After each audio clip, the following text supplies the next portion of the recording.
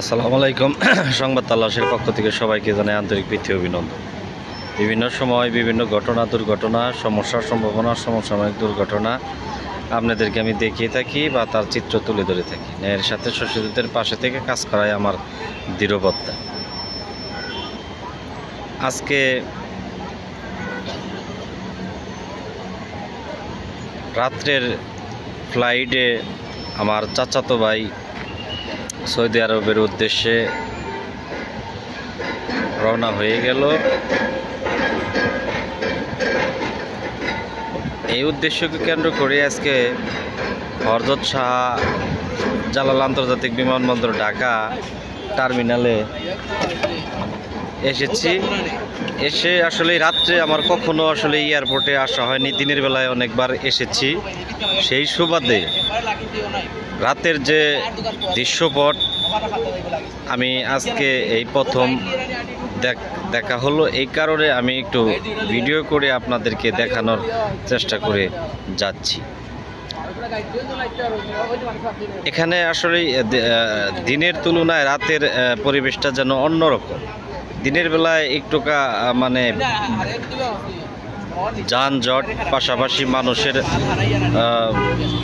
আনাগোনা বেশি থাকে, কিন্তু রাত্রের বেলায় মানুষের আনাগোনা বেশি থাকলেও যেন কাজের একটি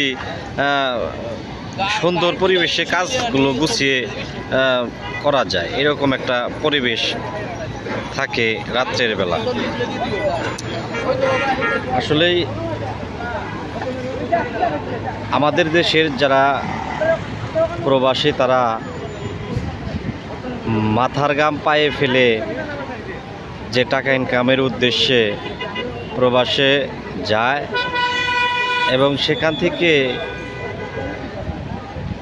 ছেলে মেয়ে, স্ত্রী, সন্তান এবং কি বাবা মা, আত্মীয় স্বজনকে সকলকেই আসলে অত্যাধিক পরিশ্রম করে ভালো রাখার জন্য তারা প্রতিনিয়ত কাজ করে যায় এবং সেই রেমিটেন্স যোদ্ধাদের কারণেই কিন্তু দেশের আর্থিক অবস্থার কিছুটা হলেও পরিবর্তন হয়। আসলে প্রত্যেকটি রেমিটেন্স যোদ্ধাদেরকে আমাদেরকে মূল্যায়ন করা উচিত, কেননা তারা এত কিছু ত্যাগ তিতিক্ষা করে এই বাংলাদেশ ছেড়ে সুদূর প্রবাসে যায় শুধু টাকা ইনকাম করার জন্য, এবং সেই টাকা ইনকাম করে যাদের উদ্দেশ্য তারা হচ্ছে বাবা মা, আত্মীয় স্বজন, স্ত্রী, ছেলে মেয়ে, তাদের জন্যই কিন্তু সার্বক্ষণিক পরিশ্রম করার জন্য দূর প্রবাসে চলে যায়। তো এখানে আসলে একটি হাসি কান্নার জায়গা। এখানে কেউ নিবিড়ভাবে কান্না করে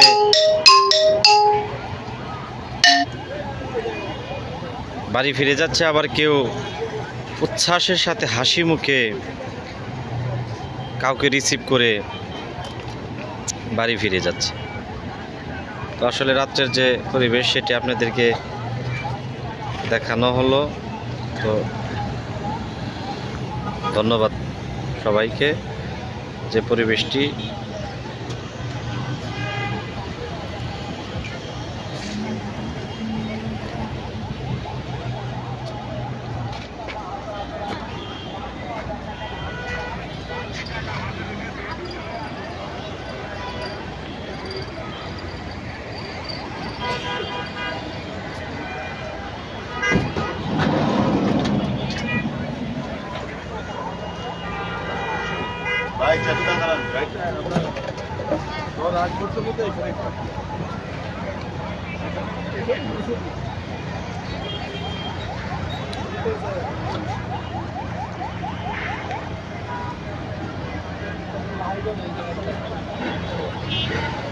রাত্রি অত্যন্ত সুন্দর, জ্যোৎস্না ভরা রাত।